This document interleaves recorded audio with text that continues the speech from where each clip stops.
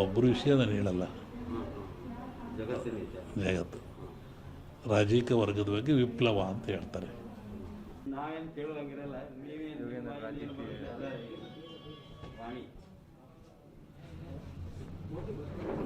ಜಗತ್ತಿನಲ್ಲಿ ಅತ್ಯಂತ ಶ್ರೇಷ್ಠ ಜ್ಞಾನ ವಿವೇಕವುಳ್ಳದ್ದು ಯಾವುದು ಅಂದರೆ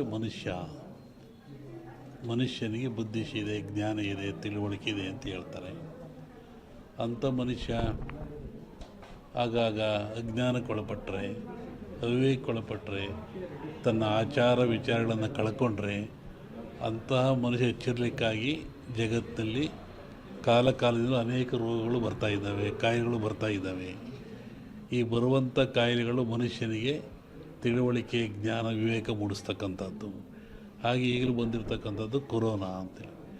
ಈ ಕೊರೋನಾ ಎನ್ನತಕ್ಕಂಥ ಕಾಯಿಲೆ ಇದೇನು ಹೊಸತೇನಲ್ಲ, ಇದು ಹಳೆಯ ಕಾಯಿಲೆ. ಹಿಂದಿನ ಕಾಲದಿಂದಲೂ ಜನರಲ್ಲಿ ಗಂಟ್ಲು ಬೇನೆ, ಗಂಟಲು ರೋಗ ಅಂತ ಕರಿತಾಯಿದ್ರು. ಅದು ಬಂದದ್ದು 2 ದಿನಕ್ಕೆ ಸತ್ತೋಗ್ತಾಯಿದ್ದು ಮನುಷ್ಯ. ಶ್ವಾಸಕೋಶಕ್ಕೆ, ಗಂಟ್ಲಿಗೆ ಬರುವಂಥ ಕಾಯಿಲೆ. ಇದು ಯಾತ್ರಿಂದ ಬರುತ್ತೆ ಅಂತ ನಾವು ಸ್ವಲ್ಪ ಯೋಚನೆ ಮಾಡಿದರೆ, ಸ್ವಚ್ಛತೆಯನ್ನು ಮನುಷ್ಯ ಕಳ್ಕೊಳ್ತಾ ಇದ್ದಾನೆ. ಆರೋಗ್ಯ ಅಂದರೆ ಸ್ವಚ್ಛತೆ ಅಂತ. ಆ ಕಳ್ಕೊಳ್ಳೋದ್ರಿಂದ, ಸ್ವಚ್ಛತೆ ಶುದ್ಧ ಇದರಿಂದ ಮನೆಯಲ್ಲಿ, ಹೊರಗೆ, ಒಳಗೆ ಎಲ್ಲ ಕಡೆ ಕಳ್ಕೊಂಡ್ರೆ ಕಾಯಿಲೆ ಬೆನ್ನರ್ತಾ ಇದೆ. ಇಂತಹ ಕಾಯಿಲೆ ಇದು ಘೋರವಾಗಿರ್ತಕ್ಕಂಥ ಕಾಯಿಲೆ. ಕೇವಲ 1 ಗ್ರಾಮ್ ತೂಕ ಇರತಕ್ಕಂಥ ಕಾಯಿಲೆ ಇದು ಜಗತ್ತನ್ನೇ ಎದುರಿಸ್ತಾ ಇದೆ. ಮನುಕುಲಕ್ಕೆ ಇದು ಮಾರಕವಾಗಿದೆ. ಇದು ಮುಂದೆ ಇನ್ನೂ ಹೆಚ್ಚಾದ ಲಕ್ಷಣಗಳು ಭಾಳ ಇದ್ದಾವೆ ಜಗತ್ತಿನಾದ್ಯಂತ. ನಾನು ಹಿಂದೆ ಒಂದು ಹೇಳಿದ್ದೆ, ಸಿರಿವಂತ ಮಗನುಟ್ಟಿ ಆಳುವನು ಮುನಿಪುರವ, ಯುದ್ಧವಿಲ್ಲದೆ ಮಡಿಯ ಪುರವಲ್ಲ ಕೂಳಾದೀತು.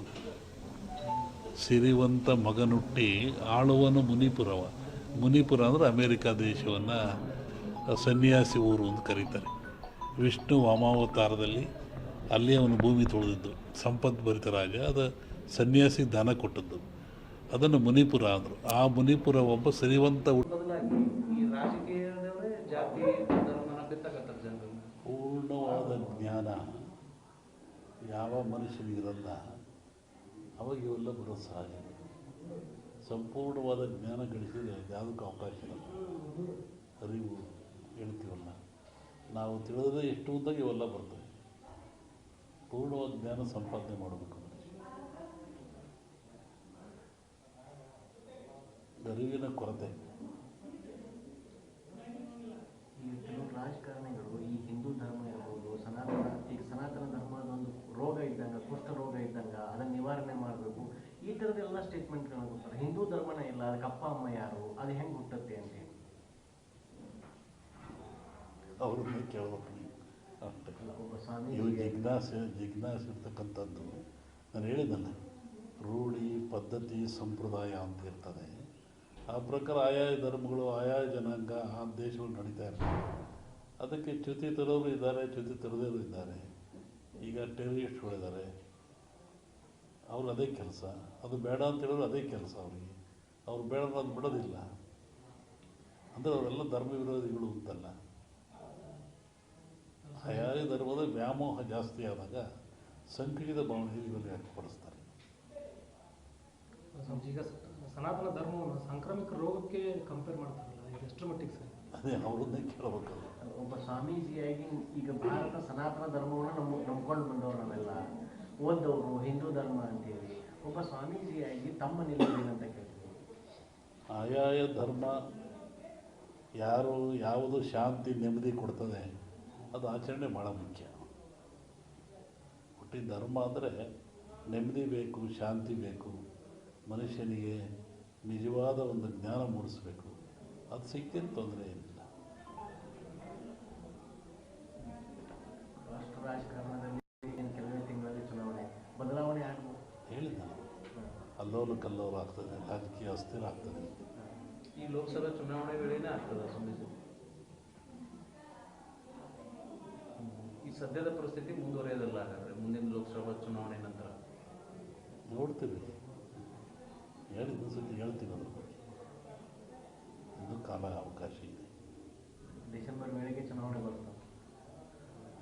ನಾವು ವಾಪಸ್ಸು ಊರಿಗೆ ಹೋಗ್ಬೇಕು.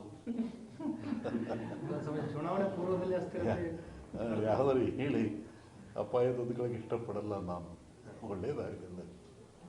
ಈಗ ರಾಜ್ಯದಲ್ಲಿ ಅಸ್ಥಿರತೆ ಉಂಟಾಗ್ತಾ ಇದೆ ಅಂತ ಮುನ್ಸೂಚನೆ ಕಾಣ್ತಿದೆ. ಅವರವ್ರ ಸರ್ಕಾರದ ವಿರುದ್ಧ ಅವರವರೇ ಲೆಟರ್ ಬರೆಯೋದು, ಕಮಿಷನ್ ಜಾಸ್ತಿ. ಸಹಜವಾಗಿರೋದಲ್ರಿ, ಮನುಷ್ಯನಿಗೆ ಸಹಜವಾಗಿರೋದೇ ಅವನೇನು. ಯಾರನ್ನೂ ತೃಪ್ತಿಪಡಿಸೋಕ್ಕಾಗಲ್ಲ. ಅವಾಗ ಅಸಹನೆಗಳು ಮೂಡ್ತವೆ. ಅಪ್ಪನ ವಾಪಸ್ ನಾವು ಊರಿಗೆ ಹೋಗ್ಬೇಕಂದ್ರಲ್ಲ, ಯಾವ ಅರ್ಥದೊಳಗೆ? ನೀವೇನೋ ಹೇಳಿ, ನಾವೇನೋ ಹೇಳಿ. ಅಲ್ಲ, ಈ ಹಿಂದೆ ಏನಾದ್ರು ಆ ಥರದ ಥ್ರೆಟ್ಗಳು ಬಂದಿದ್ವಾ? ಬರಲ್ಲ ಮಾಡ್ಕೊಳಲ್ಲ ಅಷ್ಟೇ. ನೀವೇನೋ ಹೋಗೋತ್ತಿಗೆ ಅಂತ ಸ್ಟಾರ್ಟ್ ಆಗ್ತದೆ ಏನಾರು ಹೇಳಿ, ಅದಕ್ಕೆ ಅವಕಾಶನೇ ಕೊಟ್ಟುಕೋಬಾರ್ದು ಅಷ್ಟೇ. ಆ ಥರ ಸಂದರ್ಭಗಳೇನಾದರೂ ಏನಿಲ್ಲ, ಆಗೋದು ಬೇಡ ಅಷ್ಟೇ. ನೀವು ಸ್ವಲ್ಪ ಆ ಥರ ಹೇಳಿಕೆ ಕೊಟ್ಟರು ಚಲೋ. ಇಲ್ಲ, ಆ ಥರ ಹೇಳಿಕೆ ನಿಮ್ಮ ಭವಿಷ್ಯವನ್ನು ಎಲ್ಲರೂ ನೋಡ್ತಿರ್ತಾರೆ, ಕಾಯ್ತಿರ್ತಾರೆ, ಏನು ಹೇಳ್ತಿರ್ತಾರೆ ಅಂತೇಳಿ. ನೀವು ಮುಂದೆ ಹೇಳಿದ ನಂತರ ನಮಗೆ ಸಮಸ್ಯೆ. ಸಿದ್ಧಾಂತವೇ ಅದು, ಕಂಪ್ಲೀಟ್ ಸಿದ್ಧಾಂತನೇ ಅದು.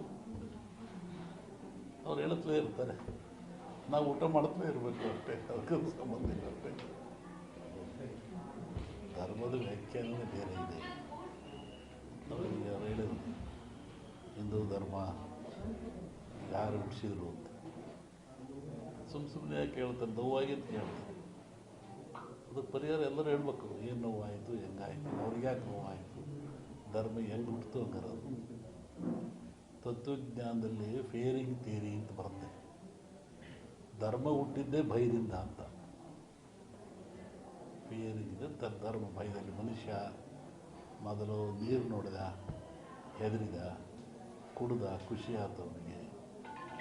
ಬೆಂಕಿ ನೋಡಿದ, ಸುಡ್ತು, ಹೆದರಿದ, ಅದು ಬೇಸಿಗೆ ತಿಂದ, ಖುಷಿ ಆಯ್ತು ಅವನಿಗೆ. ಗಾಳಿ ನೋಡಿದ, ಸುಟ್ಟು ಗಾಳಿ ಬಂತು, ಹೆದರಿದ, ಅದು ಉಪಯೋಗ ಗೊತ್ತಾಯಿತು, ಪೂಜೆ ಮಾಡಿದ. ಹಾಗೆ ಫಿಯರಿಂಗ್ ಥಿಯರಿ ಅಂತ ಯಾವುದು ಭಯ ಇದ್ದಾಗ ಅವರಿಗೆ ಗೊತ್ತಾಗೋದು ಪೂಜಿಸ್ತಾನೆ, ಇಲ್ಲ ಅದನ್ನು ವಿರೋಧ ಮಾಡ್ತಾನೆ. ಈ ತತ್ವಜ್ಞಾನ ಅವೆಲ್ಲ ಇರೋವಂಥದ್ದೆಲ್ಲ ಅವ್ರಿಗೆ ನೋವಾಗಿದೆ ಹೇಳಿರ್ತಾರೆ. ಆ ನೋವಾದಾಗ ನಾವು ಪ್ರತಿಭಟಿಸ್ಬೇಕು. ಅದು ಹೇಳ್ಬೇಕಾದ್ರೆ ಆ ವ್ಯಕ್ತಿಲಿ ಏನು ನೋವು ಇರಬೇಕಲ್ಲ. ಹಾಂ, ತಿಳ್ಕೋಬೇಕು. ಅವ್ರಿಗೆ ನೋವಾದರೆ ಹಸ್ತವನಿಗೆ ಗೊತ್ತು, ಉಂಡವನಿಗೆ ಗೊತ್ತಾಗಲ್ಲ. ಅದನ್ನು ಅವರೇ ಹೇಳ್ಬೇಕು, ಏನು ನೋವಾಯಿತು ನಿಮಗೆ, ಸಮಾಜಕ್ಕೆ ಹೇಳಿ. ಇಲ್ಲ ನಾವು ತಿಳ್ಕೋಬೇಕು, ಏನು ನ್ಯಾಯ ಇರ್ಬೋದಲ್ವೇ. 20 ದಿವಸ ಹಿಂದೆ ನಾನು ಧಾರವಾಡದಲ್ಲಿ ಹೇಳಿದ್ದೆ. ನಾನು ಈ ಥರ ಮಳೆ ಆಗುತ್ತೆ, ಭೂಮಿ ಕಂಪಿಸುತ್ತೆ, ಗುಡ್ಡಗಳು ಬೀಳ್ತವೆ, ಜನಗಳು ಸಾಯ್ತಾರೆ, ರೋಗ ರುಜಿನಗಳು ಹೆಚ್ಚಾಗ್ತವೆ. ಇದು ಇಂಡಿಯಾಕ್ಕಲ್ಲ, ಜಾಗತಿಕ ಮಟ್ಟದಲ್ಲಿ ಕೆಲವು ರಾಜ್ಯಗಳು ಮುಳುಗ್ತವೆ ಅಂತ ಹೇಳಿದ್ದ. ಈಗ ಅದರ ಪ್ರಕಾರವಾಗಿ ನನ್ನ ಲೆಕ್ಕ ಇನ್ನೂ ಅಮಾವಾಸ್ಯೆವರೆಗೆ ಇರ್ತದೆ. ಅಮಾವಾಸ್ಯೆ ನಂತರ ಮತ್ತು ಬೇರೆ ಭಾಗದಲ್ಲಿ ಹೋಗ್ತದೆ ಅದು. ಒಟ್ಟಿಗೆ ಇದು ಕ್ರೋಧಿನಾಮ ಸಂವತ್ಸರ